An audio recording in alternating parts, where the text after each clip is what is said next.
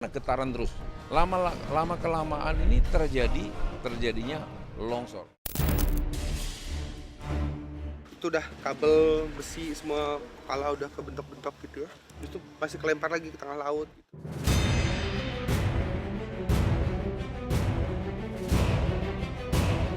Kenapa nggak turun ke bawah, tetap bertahan masih di sini? masih takut, masih kedengeran suara ombak itu loh.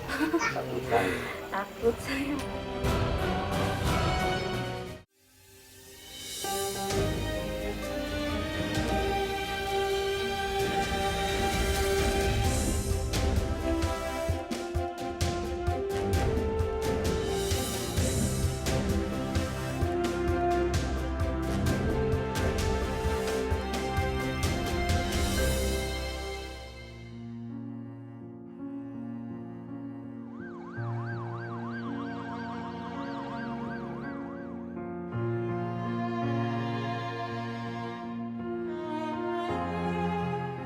Pada bulan Agustus tahun 2018 silam, duka menyelimuti Indonesia akibat adanya bencana gempa di Pulau Lombok, Provinsi Nusa Tenggara Barat.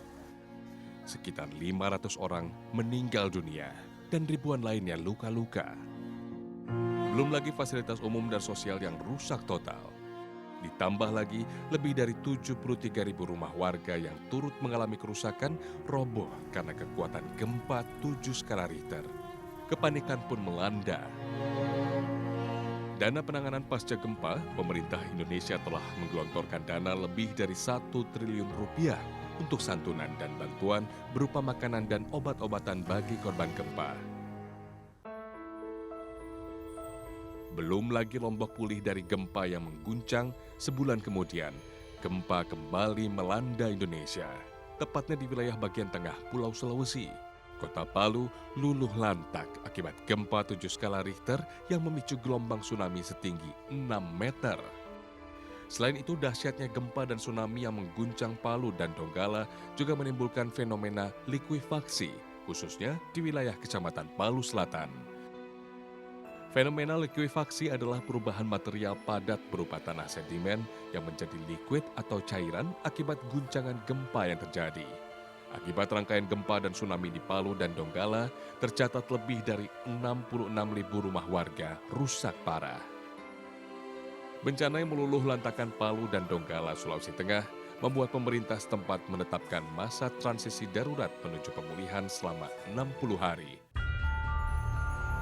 Namun, belum genap 60 hari masa pemulihan, bencana kembali terjadi di penghujung tahun 2018. Tepatnya di tanggal 22 Desember lalu, melanda wilayah pesisir yang berdekatan dengan Selat Sunda. Erupsi Gunung Anak Krakatau menyebabkan gelombang tsunami yang menerjang wilayah pesisir Provinsi Banten dan Provinsi Lampung. Kawasan wisata di sepanjang pesisir Banten hancur, mengakibatkan ratusan orang meninggal dunia.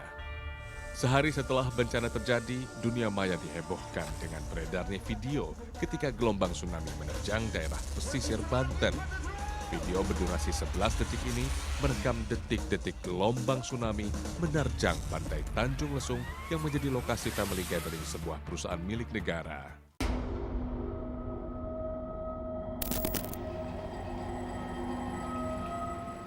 Lokasi ini merupakan tempat diadakannya family gathering yang dilakukan oleh perusahaan listrik negara. Dan di lokasi ini pula lah grup band Seventeen yang sedang menghibur para penggemarnya terhempas oleh gelombang tsunami. Apa yang sebenarnya terjadi sehingga tsunami datang tanpa diketahui, yang akhirnya membuat acara sukacita ini justru menjadi duka bagi keluarga yang ditinggalkan. Selengkapnya di Indonesiaku.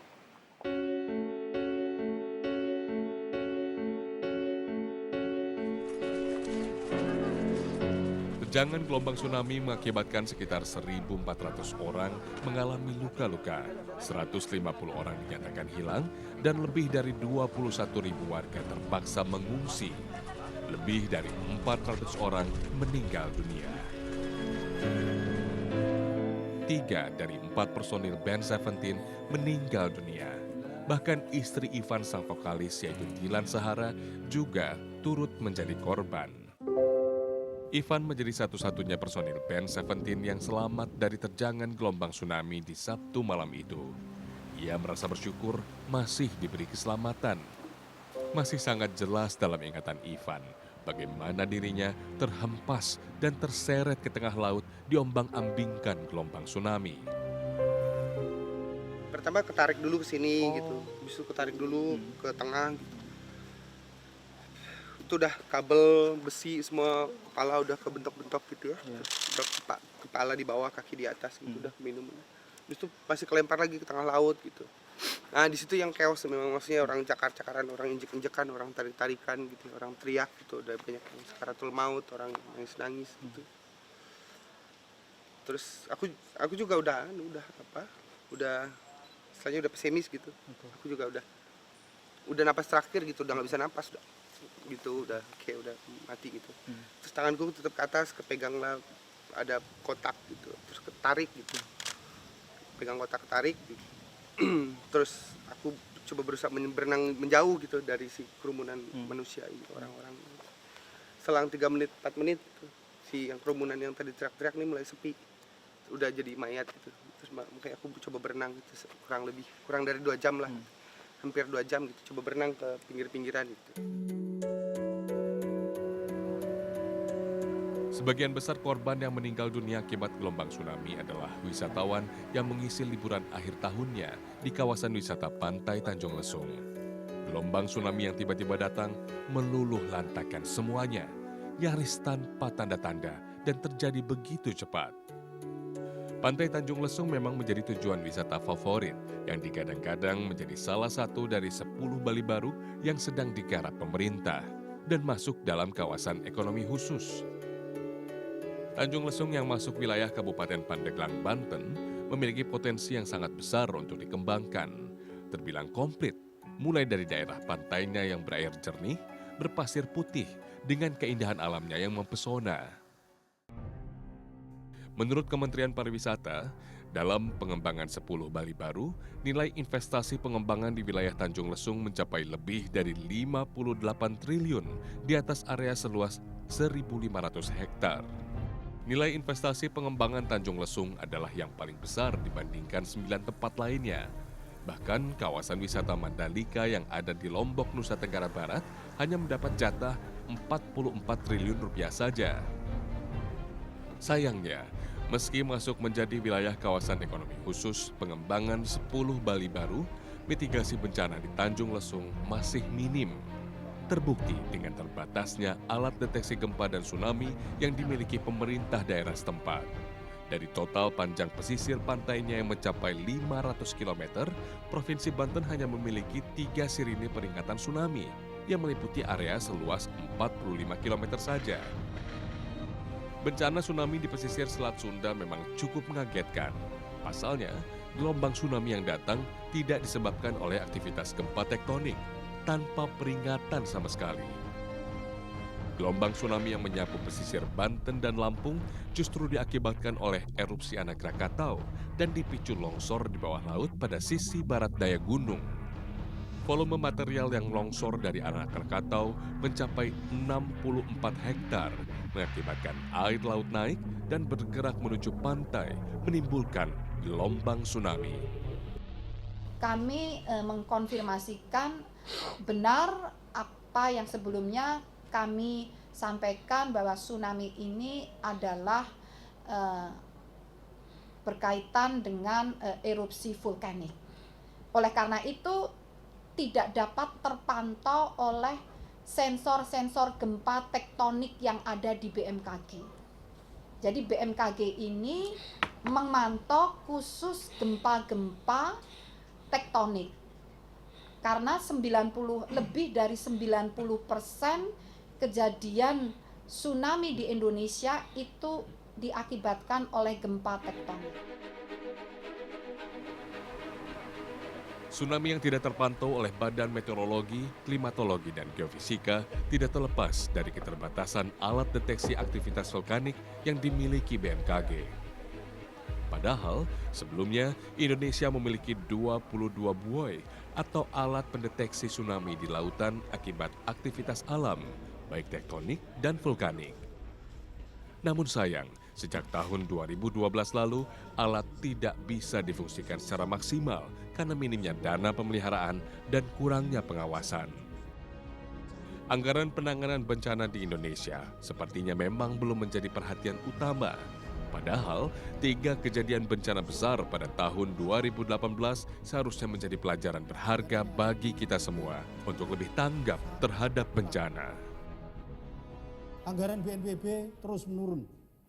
Di satu sisi ancaman bencananya meningkat, tetapi anggaran turun. Tahun 2019 kita itu hanya mendapat 610 miliar. Anda bisa bayangkan, 610 miliar untuk mengcover seluruh wilayah Indonesia. Fenomena gelombang tsunami di Selat Sunda adalah kejadian bencana tsunami pertama yang disebabkan oleh adanya longsoran akibat erupsi gunung berapi.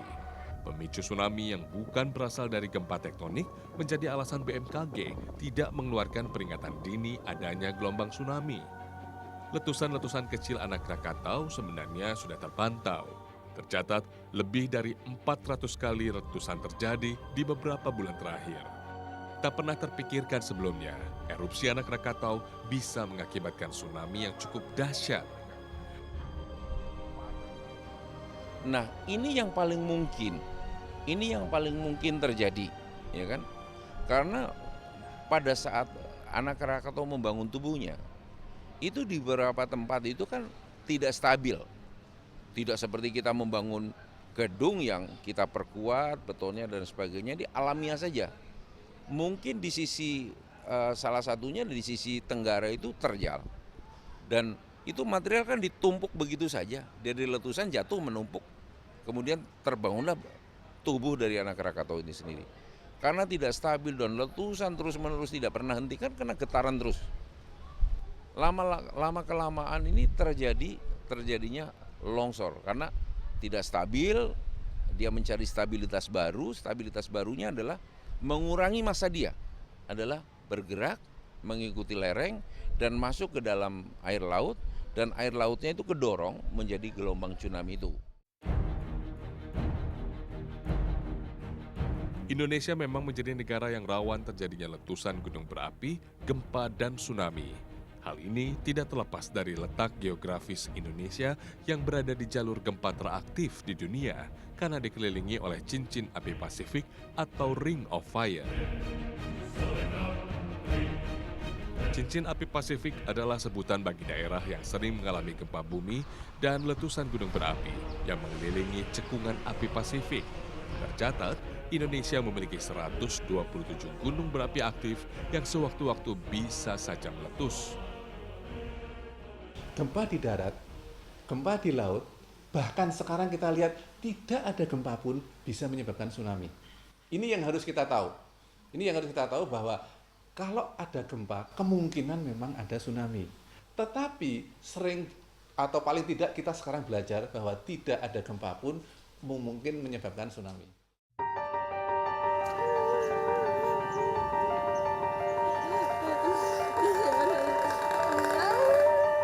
Masuk ke dalam sumur. Masuk ke dalam sumur? Ya, ketiga anak saya. Sama anak-anak ibu? Iya.